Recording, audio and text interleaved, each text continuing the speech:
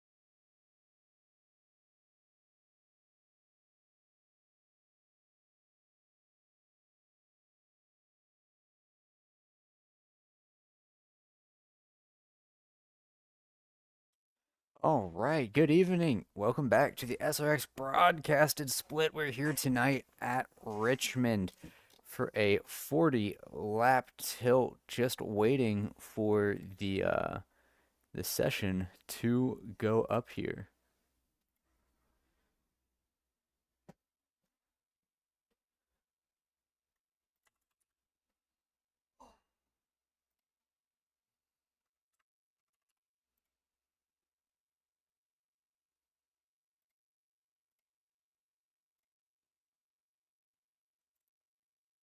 This is week 2 out of 12. So, lots of time for season 2 progress. It looks like we got 15 drivers here for tonight's event. So almost a entire, or 16 drivers actually. So we have a full split all in one split. 16 cars, the maximum that the split will allow. So we should be here for a treat. Loading into the session right now. SOF looking to be a solid 23.09. So lots of points on the table for those looking to claim it.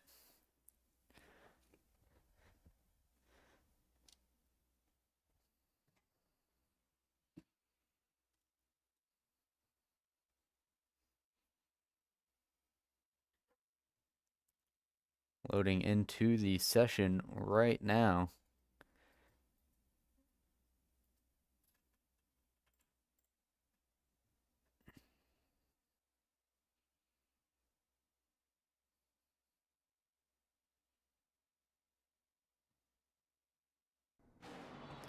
All right, there we go. Let me get ATVO on the screen real quick.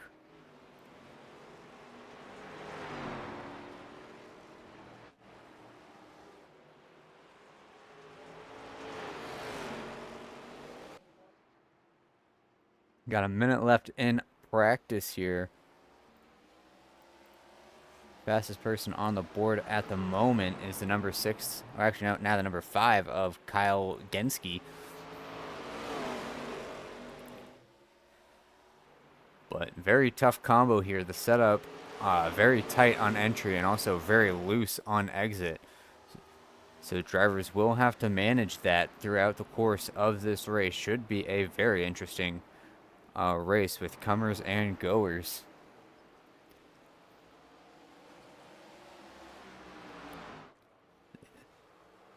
See, oh, car going around. That's car 14, Tyler LeBlanc, going around on the front stretch in practice.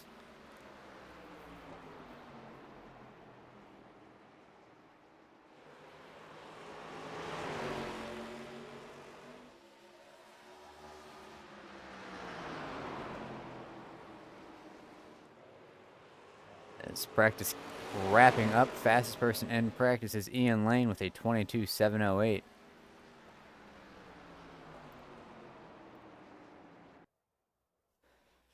And moving on to qualifying.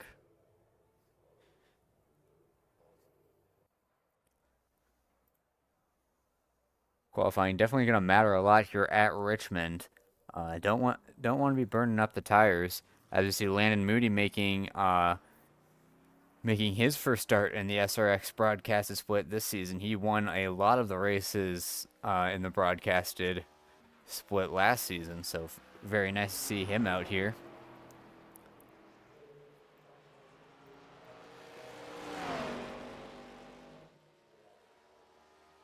Starting off with a strong start to his first lap. So he had a little bit of a harder time getting the car stable in 1 and 2, so maybe he's going to try for a better run this time by for his flying lap, coming to lap number 2. 22.897 for Landon Moody.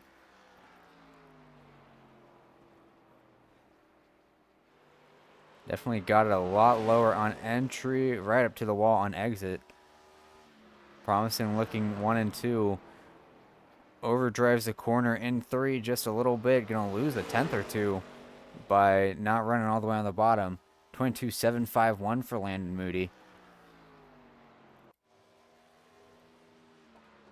And Barrett Cannon goes on the pole with a 22.674.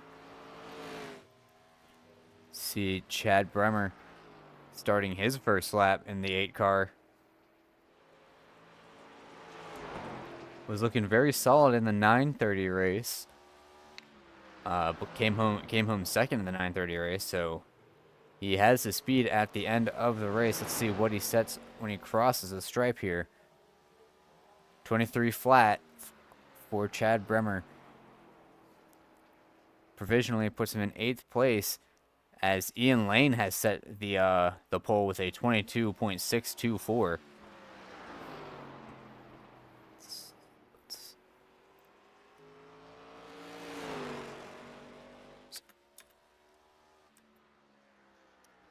But Chad Bremer looks like did not get a second lap in, so he's going to be starting near the back. Christopher Ray's the one car in third right now with a 22.694 as his best lap.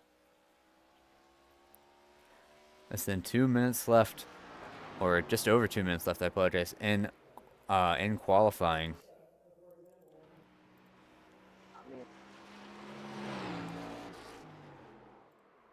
As, Robbie Helms scrapes the inside wall just a little bit. On for just 1 second.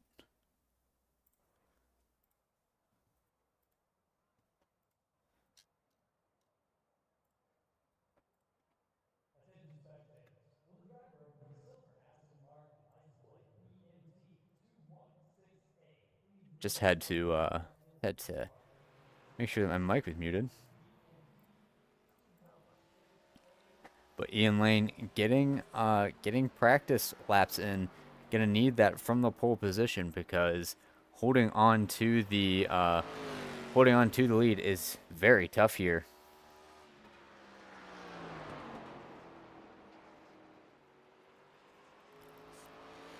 But your current pole sitter by just over a tenth over Barrett Canning. Barrett Canning looked very fast in the 9:30 race as well.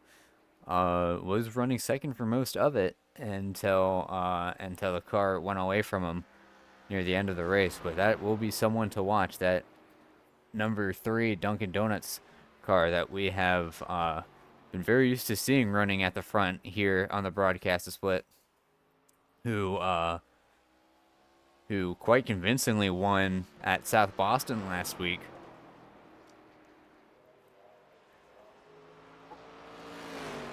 So it's my timer bugged out for a second.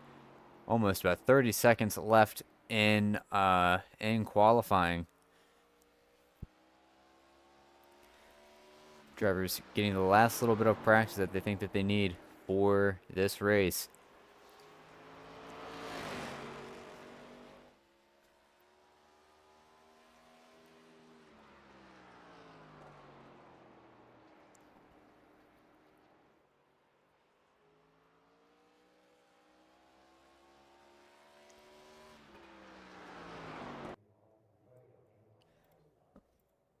All right, and qualifying is over. We can get your starting lineup on the board in just 1 second. Starting on the pole is Ian Lane in the 4 car. Then on his outside is going to be the number 3 of Barrett G. Canning. Starting in third is the 1 car of Christopher Ray's, and on his outside is going to be the number 2, returning for the first time this season, Landon Moody. In third, it is Kyle J. Genske in the number 5 car. On his outside is James Binding in the 12. Inside of row number 4 is the number 6 of Zach Hummel. On his outside is the number 10 of Robbie Helms. Inside of row number 5 is the 11 of James R. Batzler, and on his outside is the number 14 of Tyler LeBlanc. Inside of row number 6 is the 9 of Christian Hess, and on his outside is the number 8 of Chad Bremer. Inside of row number 7 is the number 7 of Jared Blankenheim, starting in 13th, and on his outside is number 16 of Chris Rogers. Rounding out this full split in row number 8 is number 13, Shane Johnson, and rounding out your field, number 15, Rodney Ayers. 16 cars starting this race here at Richmond. We should be looking for a pretty fun race here. Definitely will be a game of balancing pace and tire wear.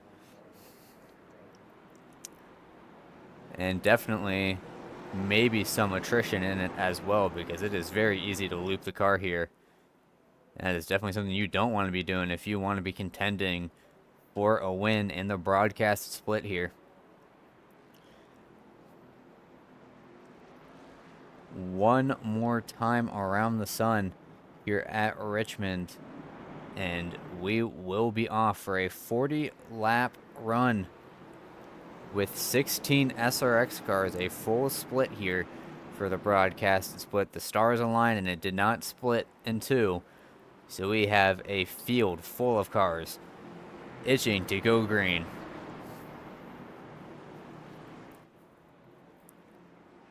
Base car dives into pit lane, just waiting for Ian Lane to hit the gas. Lane goes early. We are going green flag race, and Lane with a good start clears Barrett Canning. Canning is going to be clear of Rays and Moody. Moody and Rays doing battle, entering turns 1 and 2. Everyone keeping it very cordial at the moment. But for third, Rays and Moody side by side, about dead even as Rays gets the advantage out of the corner. But with how long these straightaways are, Moody's gonna try to get a run, but he's gonna let Rays to the inside. So now Moody gives Rays a little bit of a bump in the middle of 1 and 2, slows him up. He's gonna be under attack from Genski, as we saw. I believe that was Batzer in the back. Hit the wall pretty hard. And oh yeah, Tyler LeBlanc, no front end on that car. Chad Bremer with a lot of damage. Christian Hess with a little bit of left side damage, or damage on both sides of the car actually. But battle for fourth right now between Kyle J. Genski and Landon Moody. As Moody has the inside, gonna try to slide up in front of Genski. But Genski gonna try the crossover on exit here.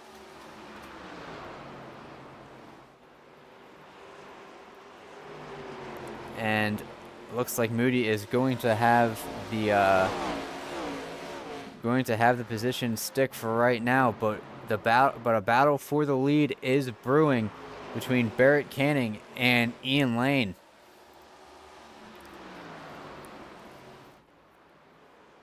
Five laps in the book. Lane has hit the fastest lap of the race last time by with a 22.625, but Barrett Canning not far behind, only about half a tenth behind last time by. So Canning with a big run on the outside. Lane goes up the block. Canning gonna try the long way around in 3 and 4. Lane gonna slide up in front of Canning. Does Canning have a run entering 1 and 2? To the inside goes Canning into 1 and 2.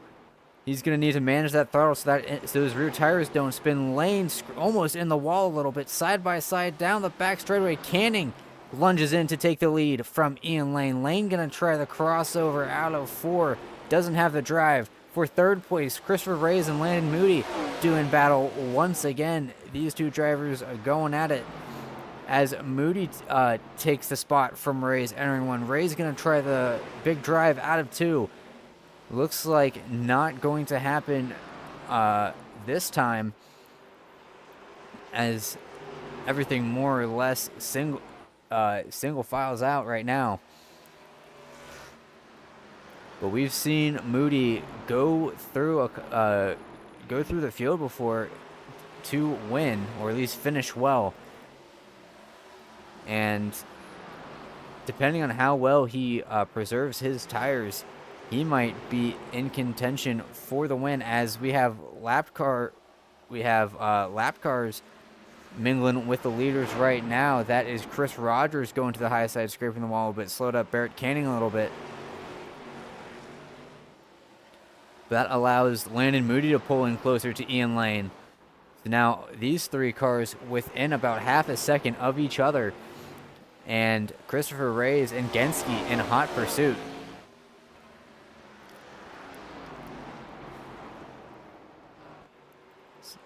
Going back to Christopher Rays, you can see him taking a little bit of a wider entry into 1 and 2.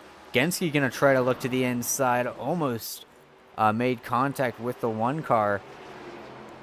But both these drivers keeping it very clean. Genski might be able to poke his nose to the inside of Rays. Not going to be able to make it happen just yet. As for the lead, Ian Lane trying to get all over the back end of Barrett Canning, but Canning is very fast out of turn 2. Lane slides up a little bit. Landon Moody might try to poke his nose in there to try and make something happen.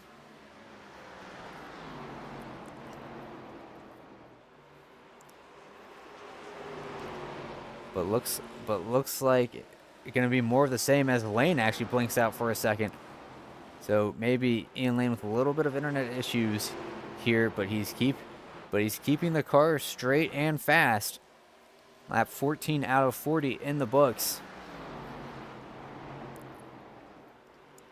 As Landon Moody is hungry to get past Ian Lane. Hasn't made any lunges yet, but you can see just how close he's getting to the back end of that 4 car. Moody going to look to the inside of Lane coming into 1. Moody painting that yellow line. Lane's going to have the run off the corner if he can get it. I think Lane had to back out of it a little bit. Here comes Moody past Lane. He's going to get the move made. So now Barrett Canning has Landon Moody to worry about in his mirror. A sign that he is probably very familiar with as they deal with the lapped car of Tyler LeBlanc. On the outside, LeBlanc being very courteous and keeping it out of the way.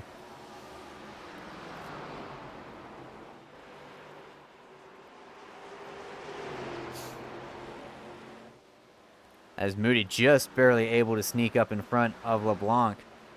And Ian Lane going to have to take a little bit of a worse entry since he's stuck side by side with the 14 car.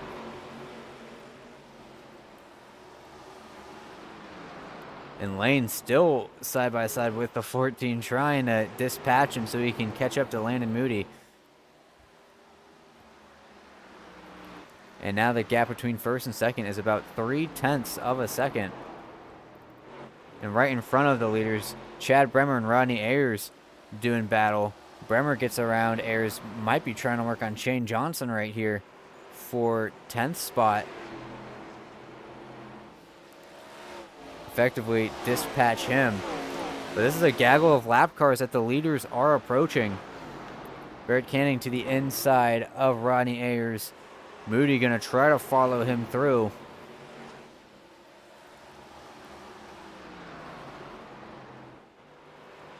Moody having a little bit of a harder time with lap traffic than Barrett Canning is.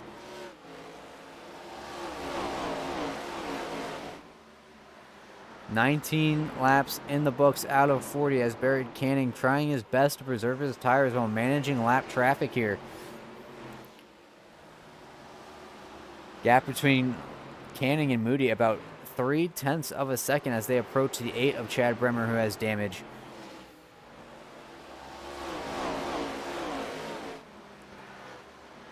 Canning going to look to the inside of Bremer. Bremer giving plenty of room to the leaders. Lap cars have been pretty courteous thus far. So very, very glad to see that. As Canning running a little bit high in 3 and 4. Going to allow Landon Moody to get a little bit closer to the back end of that number 3 car. But oh, I was just talking about lap cars being courteous. That's I believe that's Rogers not being very supportive of Landon Moody's efforts to get closer to Barrett Canning.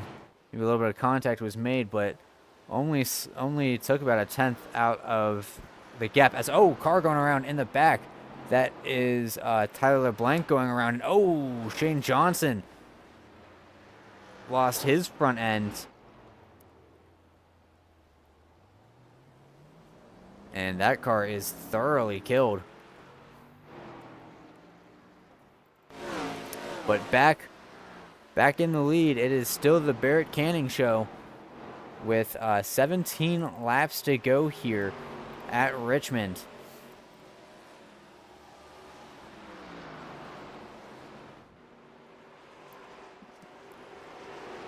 Canning's probably just trying to be as smooth as possible and going to try to force Moody to either burn his stuff up to try and take the hard way around.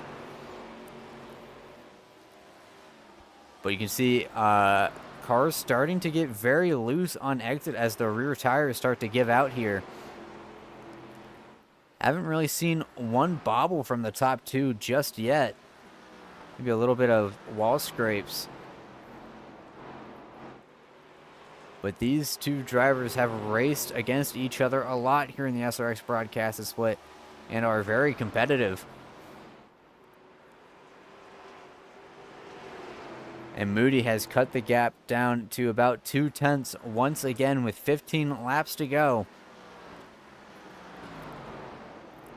Both drivers running about the same line. Moody running a slight bit higher, maybe to maximize the run that he gets on exit.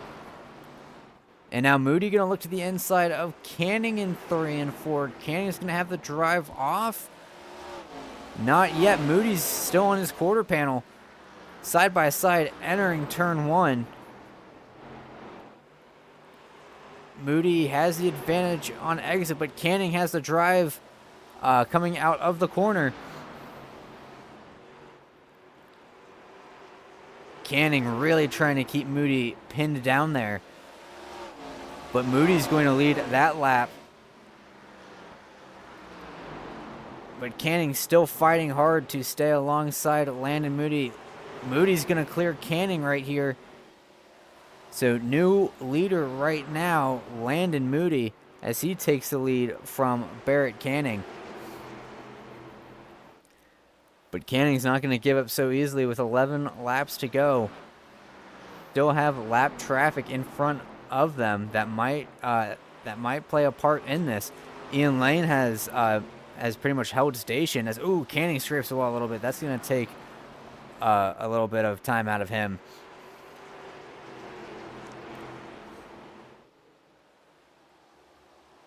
But with 10 laps to go, Landon Moody going to try to pull away from the 3 of Barrett Canning. But they got the lap cars of Christian Hess and James R. Batzer in front of them. As Moody going to have to sneak it on the bottom. Hess and Batzer making a little bit of contact. Whoa, Barrett Canning almost got into Batzer right there. Able to keep everything straight, though. As Canning's going to have to find about half a second within these last 9 laps if he wants a shot at Landon Moody.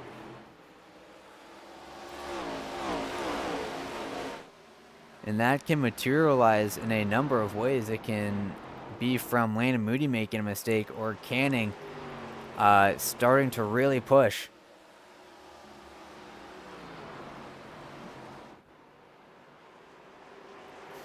But 8 laps to go. Does Barrett Canning have anything for Landon Moody?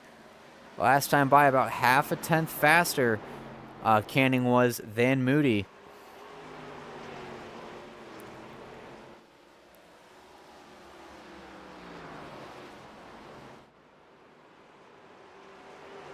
Canning's really hoping for a slide, I'd bet, from that 2 car, but it is just so hard for Landon Moody to make a mistake.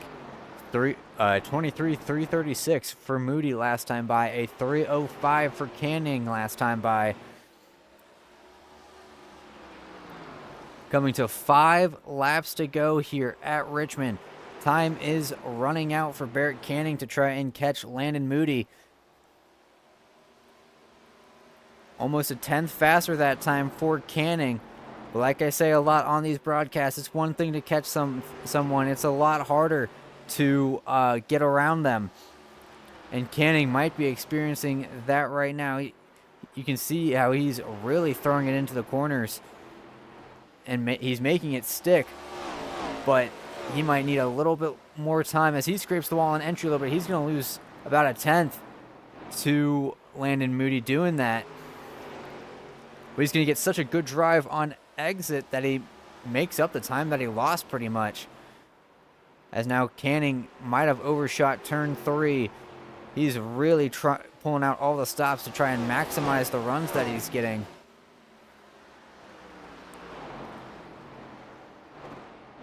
But Landon Moody keeping it very calm, cool, and collected here.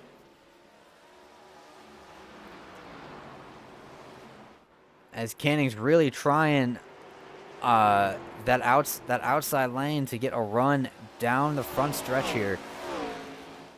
2 laps to go here at Richmond to decide it between Landon Moody and Barrett Canning. Gap about 0.3 of a second. Canning has turn 1 and 2 and 3 and 4 on the last lap to try and make it up to Moody. Gets a little bit loose out of 4, but he doesn't lose that much time. Not able to get close enough to Moody in 1 and 2. Moody actually had a better corner out of turn 2, and coming into 3 and 4, Barrett Canning's not going to be close enough to get it done. Landon Moody, starting in 4th, is going to come home with the win here in the broadcast split. A very fun race to watch here, as it's more of the same here on the broadcast split. If you look back to last season, Landon Moody wins another broadcasted race. But something that I want to see is what happened on the first lap here to a lot of the field. There was a pretty big wreck that went on. There's a pretty big wreck that happens towards the back.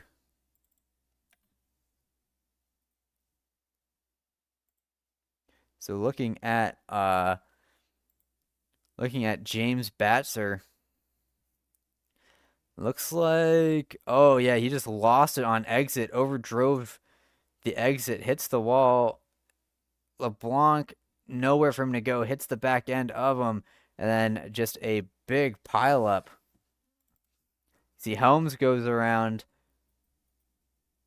I believe that's Blankenheim just barely missing it. Christian Hess goes airborne for a second. You see Chad Bremer goes around. And I'm surprised that Hess kept it straight. Let's get an onboard shot, because we saw that car leave the ground here.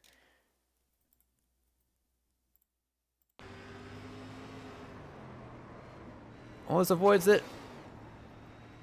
And, that wheel's cocked to the right, but he kept it straight. But, yeah, that was the big wreck that happened on the start that got a solid 4 or 5 people. But with that out of the way, let's get your finishing results up on the board real quick. Winning the race is Landon Moody in the 2 car, and coming home in 2nd is the number 3 of Barrett G. Canning. Ian Lane starts on pole and finishes 3rd in what I believe is his first SRX broadcast race. A solid debut from that 4 car. Christopher Reyes comes home in 4th in the 1 car, and Kyle J. Genske finishes 5th in that number 5 car.